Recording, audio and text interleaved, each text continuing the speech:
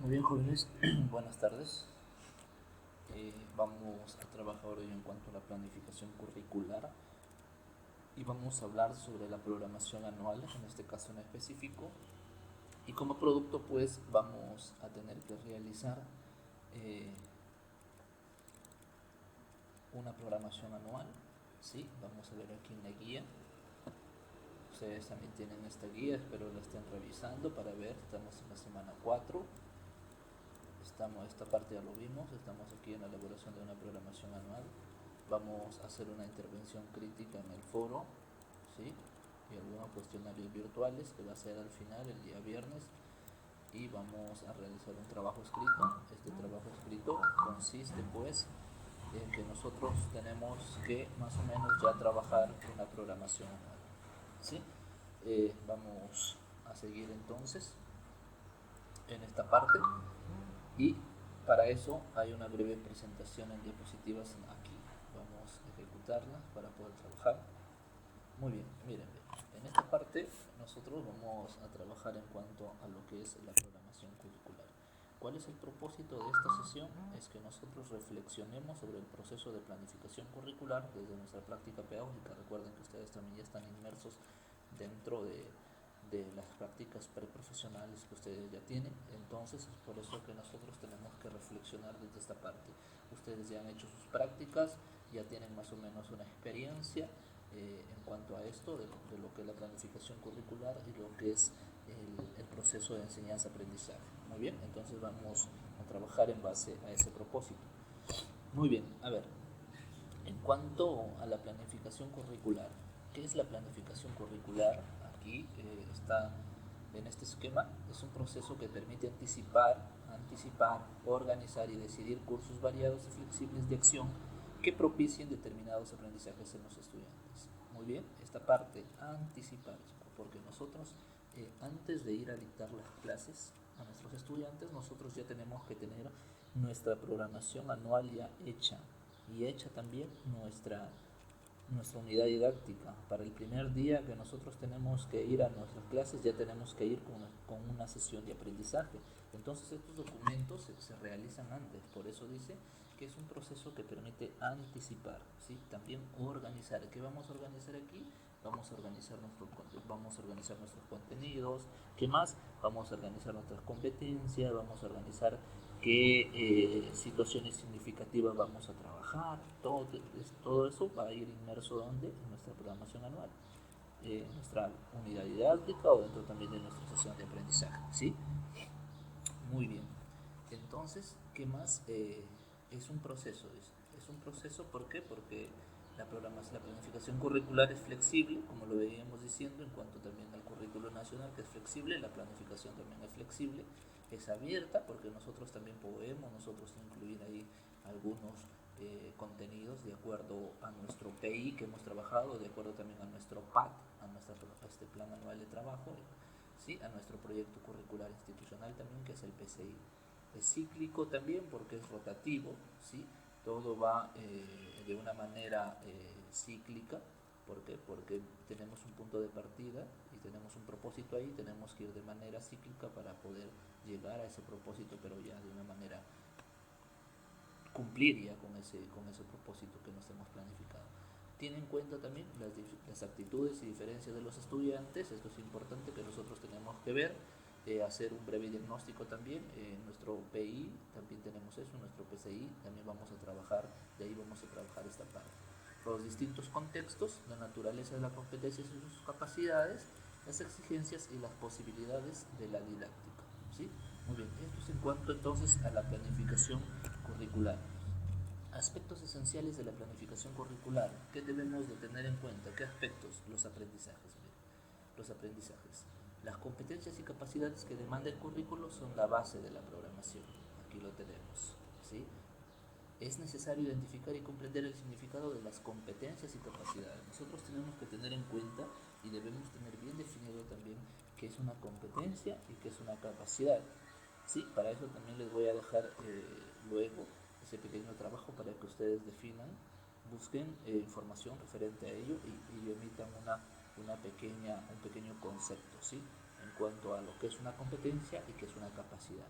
También nos permite los aprendizajes, dice, seleccionar los indicadores que ayudarán a verificar qué tales desempeños están o no siendo alcanzados. Muy bien, nosotros vamos a trabajar también con con desempeños, vamos a trabajar también ahí, vamos a hacer breves indicadores en cuanto a estos desempeños de aprendizaje, ¿sí? Nosotros pues para el currículo nacional nos ha dado otro tipo de trabajo. Nosotros vamos a trabajar con estándares de aprendizaje y vamos a trabajar con desempeños también. ¿Qué estándares de aprendizaje necesitamos y cuáles son los desempeños que nosotros vamos a lograr? Pero para ello también nosotros tenemos que hacer un breve indicador, ¿sí? En cuanto a los estudiantes, los sujetos son los sujetos que aprenden, son el eje vertebrador de la planificación, pues todo debe de articularse a ellos y responder a sus diferencias. Implica tener sensibilidad y conocimiento sobre las características de las personas a las que vamos a enseñar: cantidad, el género, la lengua, las actividades extraescolares, los intereses, las emociones, las habilidades y las dificultades. Entonces nosotros tenemos que, y dice, implica tener sensibilidad y conocimiento, o sea que nosotros tenemos que tener conocimiento sobre estas características de nuestros estudiantes para poder planificar, para poder hacer una planificación curricular correcta, porque si nosotros no conocemos a nuestros estudiantes, no conocemos su contexto, no conocemos de repente sus características, no conocemos sus tradiciones, sus costumbres, nuestra planificación curricular puede quedar en el aire, ¿sí? Porque de nada va a servir. Nosotros tenemos que planificar de acuerdo a qué, de acuerdo a las características de los estudiantes y de la comunidad, ¿sí?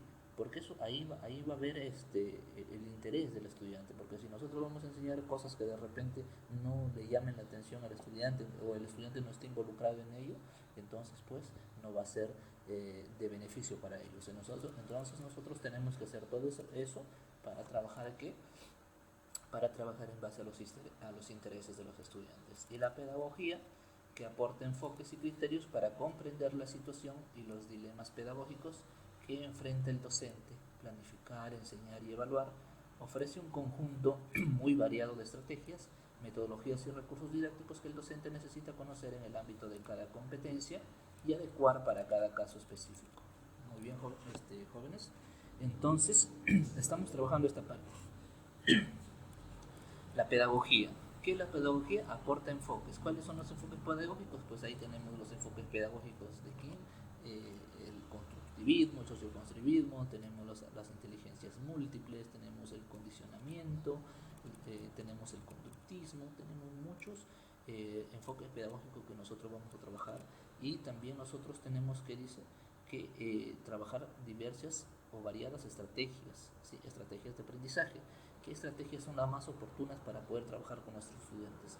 De la diversidad de estrategias que hay, vamos a ver primero cuáles son los intereses y el contexto que ofrece primeramente los estudiantes, para que en base a eso nosotros podamos escoger bien las estrategias, bien la metodología y ver qué recursos didácticos vamos a trabajar, porque también no podemos trabajar por trabajar ahí, todo tiene que ir ligado. La pedagogía que vamos a aplicar tiene que ir de acuerdo a los intereses y al contexto de quién, de los estudiantes, ¿sí? Y esto que nos va a permitir obtener aprendizajes pues significativos en ellos. Vamos a obtener que nuestros estudiantes van a desarrollar sus competencias y capacidades. ¿Qué se debe considerar para planificar? ¿A qué interrogantes responde esto? Cuando vamos a planificar, tenemos que primero preguntarnos todas estas preguntas. ¿Quiénes van a aprender? Los estudiantes. ¿Qué van a desarrollar? Van a desarrollar competencias. Recuerden que ahora estamos trabajando de acuerdo al enfoque por competencias. ¿Cómo van a aprender? Van a aprender de qué? A manera de estrategias, métodos y recursos didácticos, ¿sí? Esto nos va a permitir que nuestros estudiantes aprendan. ¿Con qué recursos? Materiales y recursos educativos que nosotros podemos trabajar y podemos hacer también. ¿En cuánto tiempo? De acuerdo al nivel de logro a largo plazo y progresivamente, ¿sí? No todo, por ejemplo, nosotros vamos a decir ya, vamos a planificar y ya nuestros estudiantes lo van a lograr, muchachos. Eso es incorrecto. En el camino vamos a encontrar muchas barreras, muchas cosas, vamos a encontrar que de repente nuestros estudiantes tienen problemas para leer, vamos a encontrar estudiantes que no pueden escribir, entonces todo eso, entonces va a hacer que un trabajo a largo plazo y nuestros logros que vamos a obtener en ellos va a ir progresivamente. ¿Sí? El enfoque por competencias que nos dice que nosotros tenemos que, si nosotros lo encontramos a nuestros estudiantes en el nivel 1, nosotros tenemos que hacer que los estudiantes poco a poco pasen al nivel 2 y luego del nivel 2 así pasen al nivel 3, así, ¿no? Pero el enfoque por competencias no permite de que nosotros, por ejemplo, empecemos a nuestros estudiantes la primera unidad, ellos saquen A, ¿sí? La primera unidad van a sacar A de repente, supongamos, porque ya el proceso de calificación va a ser de manera literal.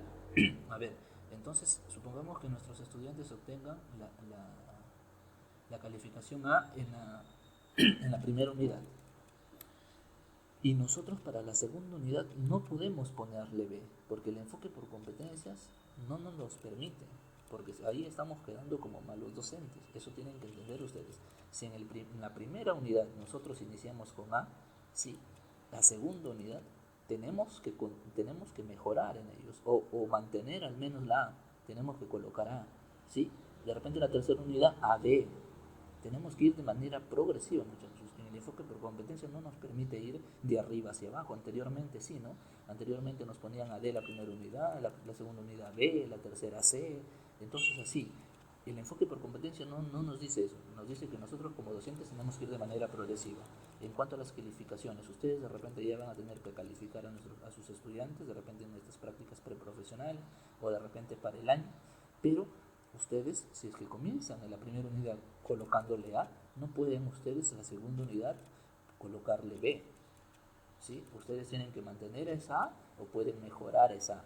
Por eso es importante nosotros, a nuestros estudiantes, pues, ver en qué nivel están y de repente iniciar con una B y una A los que están en un nivel más alto, ¿no? A los demás iniciar con una B para ir así de manera progresiva. ¿En cuánto tiempo? De acuerdo al nivel del logro a largo plazo y progresivamente. Progresivamente. Eso es lo que viene explicando. ¿Cómo atendemos las diferencias? Las diferencias las atendemos aplicando estrategias apropiadas para cada estilo de aprendizaje. ¿En qué contextos? Contextos reales o simulados. ¿Cómo comprobamos que aprenden? En diferentes situaciones de evaluación. Nosotros vamos a trabajar esta parte de la evaluación. La evaluación también es de una manera ya no como antes que de repente todo se remitía a un examen escrito o a un examen oral. Ahora la evaluación es permanente, ¿sí? Desde que el alumno ingresa al aula, desde que tú vas a iniciar tu clase, desde ahí ya estás evaluando. Es permanente durante toda tu sesión de aprendizaje. ¿Sí? Tú vas evaluando. Por eso es importante registrar los logros que van obteniendo, registrar algunas notas, registrar participaciones, registrar hasta las actitudes que él tiene dentro del aula. Es permanente, ¿sí? Porque al final nosotros de repente estamos acostumbrados a que al terminar la unidad le damos un examen. De acuerdo a cómo sale ese examen, entonces tiene su calificativo.